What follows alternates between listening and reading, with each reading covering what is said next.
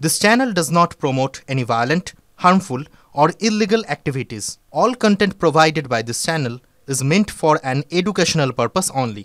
Top quality और consistent performance के लिए सिर्फ सिल्वर पंप नाम याद रखना। আর এবারে যে খবরে নজর রাখবো, ফের বিজেপি শাসিত রাজ্যে বাংলার পরিযায়ী শ্রমিককে আটকে রাখার অভিযোগ।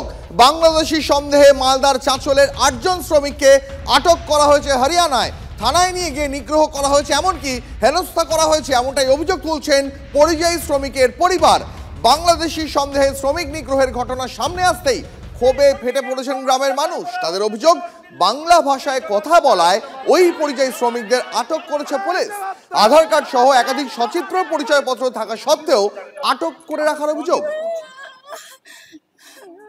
দিল্লিতে গেছিল আমার একটা ভাই খাটতে, তো তারা নাকি বাংলা কথা বলার জন্য পুলিশে ধরে নিয়ে গেছে। কি কারণে নিয়ে গেছে কোনো দোষ তো করেনি। এবারের দিন আমার কাকু রুমে বসেছিল, তারপরে পুলিশের গাড়ি এসে রুমে ঢুকে গেছে, ঢুকে বলছে আমার কাকুকে চলো তোমাকে যেতে হবে এখান থেকে।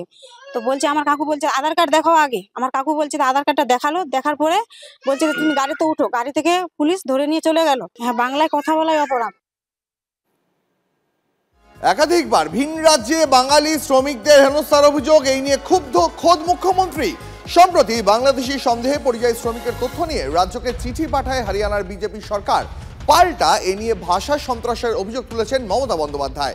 বাংলা দখলের চেষ্টা চলছে, আক্রমণ শানিয়েছেন মুখ্যমন্ত্রী।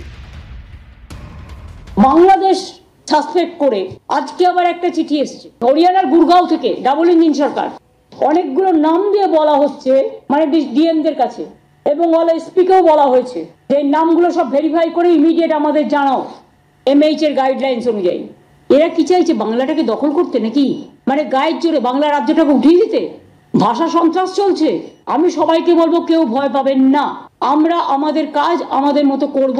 মানুষকে রক্ষা করা আমাদের দায়িত্ব এবং কর্তব্য।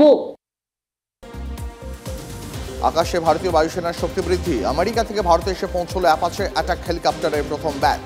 মোতায়েন করা হবে পাক সীমান্তের কাছে যোধপুরে। 2020-তে চুক্তি হলো, প্রস্তাবিত সময়ের প্রায় 15 মাস পরে পৌঁছলো কপ্টারগুলি। আমেরিকা থেকে মোট 6টা অ্যাপাচে হেলিকপ্টার আসবে ভারতে।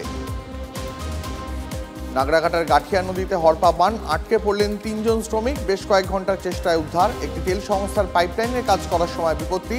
মাঝ নদীতে পাইপ বসানোর সময় হঠাৎই নদীর জল বাড়ায় আটকে পড়েন 3 জন। একটি বড় পাথরের আশ্রয় নেন শ্রমিকরা।